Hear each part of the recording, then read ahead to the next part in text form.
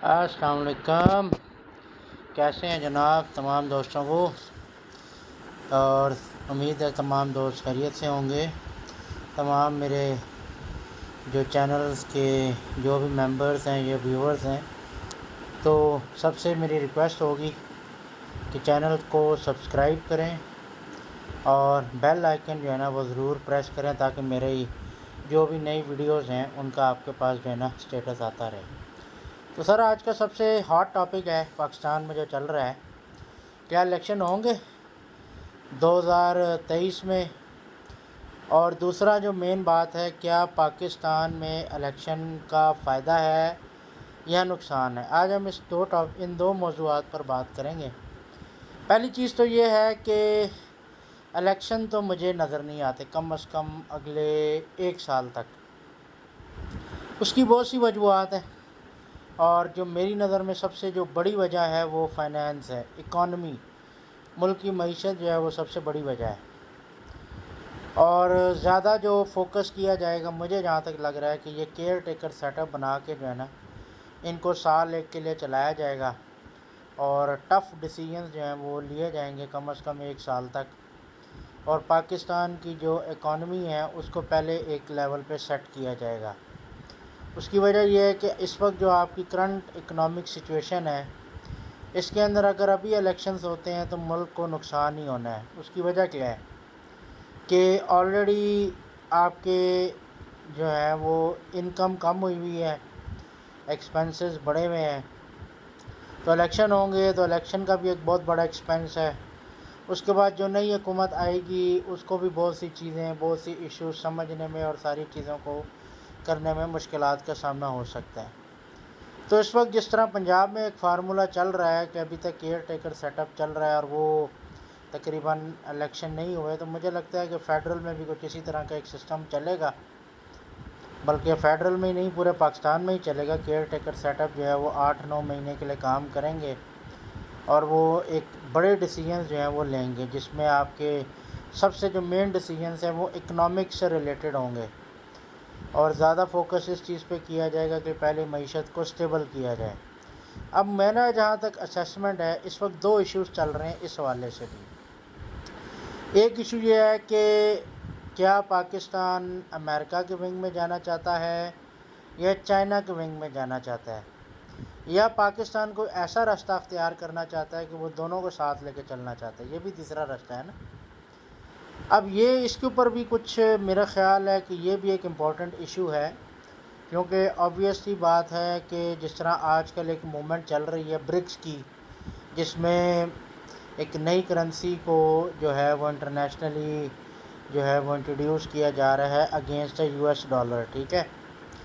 तो उसके नतीजे में अब ये एक इशू बन सकता है ना, यूएसए और चाइना का भी बन सकता है। वो कहें कि जी आप हमारी तरफ आएँ, या either you are with us और अगेंस्ट अस। तो ये एक इशू बन सकता है आने वाले तकरीबन 6, 7, 8 महीनों में, क्योंकि अगर ये ब्रिक्स करेंसी इंट्रोड्यूस हो जाती है और ग्लोबल एक्सेप्टेंस उसको मिल जाती है in terms of reserve currency. अब रिज़र्व करेंसी मैं थोड़ा सा नाज़रीन को समझा देता हूँ। रिज़र्व करेंसी ये होती है कि आप इस टाइम डॉलर को एज ए रिज़र्व के तौर पे जो है ना वो शो करते हैं। जिस तरह हम अक्सर ये कहते हैं कि स्टेट बैंक के जो रिज़र्व हैं वो 4 अरब डॉलर हैं, तो अगर आप रिज़र्व करेंसी चेंज कर देते हैं, यूएस डॉलर को छोड़ के कोई और करेंसी ले लेते हैं, तो आप उसको मेंशन करेंगे कि भाई ये हमारे जो है ना करंट रिज़र्व हैं। तो ये कभी कुछ थोड़ी सी लंबी बहस है, लेकिन मुझे ये लगता है कि इसका भी ये भी एक फैक्टर इम्पॉर्टेंट होगा केयर टेकर सेटअप के अंदर, कि भाई आया पाकिस्तान कौन सा रास्ता अख्तियार करना चाहता है, चीन का रास्ता अख्तियार करना चाहता है, अमेरिका का रास्ता अख्तियार करना चाहता है, या दरमियाना रास्ता अख्तियार करना चाहता है। तो इसके ऊपर भी मेरा ख़्याल है कुछ इम्पोर्टेंट मामलात होंगे। एक बात बिल्कुल क्लियर है, मुझे जो लग रहा है, मेरा जो सियासी खोपड़ी कह रही है, वो कहती है कि जनाब के जो आपकी केयर टेकर गवर्नमेंट बनेगी ना फ़ेडरल में ख़ास तौर पे, वो मेरा जहाँ तक ख़्याल है कि वो कोई सियासी शख्सियात ही बनेंगी। वो ना तो ब्यूरोक्रेट होगा, ना तो मुझे लग रहा है कि कोई जज होगा। तो मेरा ख़्याल है कि कोई पॉलिटिकल शख्सियात ही होंगी जो कि क्योंकि आगे जो हमने डिसीजन मेकिंग करनी है वो है ही सियासी। देखिए अल्टीमेटली चाइना, अमेरिका या दरमियाना रास्ता, ये एक पॉलिटिकल डिसीजन है ना। अब इसमें ना ब्यूरोक्रेट को समझ है ना जज को समझ है। तो लिहाजा अगर तो इस किस्म का कोई सेटअप बनता है अगले आने वाले टाइम में, तो ये तो सीधी निशानी है कि अगले 1 साल में तो आप इलेक्शन बिल्कुल भूल जाएं, क्योंकि वो चीज़ें ऑब्वियस सी बात है एक नए सिस्टम के तहत चल पड़ेंगी। और उसके बाद ज़ाहिर है जो गवर्नमेंट भी बनेगी, अगर इलेक्शन भी होते हैं, बिलफर्ज होते हैं, साल बाद भी इलेक्शन होते हैं, तो उसके बाद भी फिर देखा जाएगा ना कि यार ये जो अब नई हुकूमत बन रही है, ये इसका क्या फ़र्क, ये किस तरफ जाना चाहिए। अब ये भी एक इम्पॉर्टेंट इशू है ना।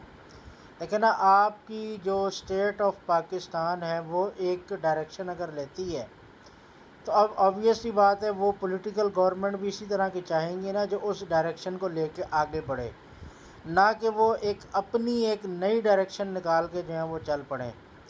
तो मेरा ख़्याल है ये कुछ फैक्टर्स हैं इम्पोर्टेंट आने वाले टाइम में जो कि डिसाइड करेंगे कि इलेक्शन कब होंगे। एक चीज़ तो क्लियर है, इलेक्शन इन 3-4 माह में तो मुझे नज़र नहीं आते, नंबर 1। नंबर 2, इलेक्शन का बज़ाहिर इस वक्त मुझे लग रहा है कि पाकिस्तान को कोई फ़ायदा नहीं होने वाला, बिल्कुल भी फ़ायदा नहीं होना, बल्कि मज़ीद फाइनेंशियल क्राइसिस बढ़ेंगे, कम नहीं होंगे। तो मैं तो ये समझ रहा हूँ कि इलेक्शन अभी नहीं होने चाहिए। मेरी नज़र में तो कम से कम 6-7 महीने 8 महीने बाद इलेक्शन होने चाहिए। अब वो इस पे कुछ लोग बहस करेंगे जी आइन सुप्रीम है, मुल्क की पार्लियामेंट सुप्रीम है। सर वो सारी चीज़ें ठीक हैं, बात यह है कि मुल्क का एक निज़ाम है, एक सिस्टम है, ठीक है ना।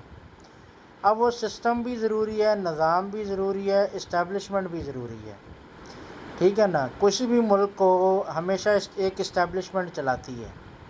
ये आप दुनिया में कोई मुल्क ले लें, चाहे यूएसए ले लें, चाहे इंडिया ले लें, कोई मुल्क ले लें, मेरी नज़र में हमेशा जो है ना इस्टेब्लिशमेंट किसी भी मुल्क की जो है ना वो एक इम्पॉर्टेंट होती है, वेरी इम्पॉर्टेंट। क्योंकि वो आप दुनिया के हर जमहूरी मुल्क में भी आप देखेंगे कि इस्टेब्लिशमेंट का एक इम्पॉर्टेंट रोल होता है। हाँ सिर्फ ये फ़र्क होता है कि वहाँ पे जो हुकूमतें बनती हैं वो ये काम नहीं करती कि वो जाके इस्टेब्लिशमेंट से लड़ाइयाँ लड़ना शुरू कर देती हैं। वो ये करती हैं कि इस्टेब्लिशमेंट के साथ मिलकर काम करती हैं।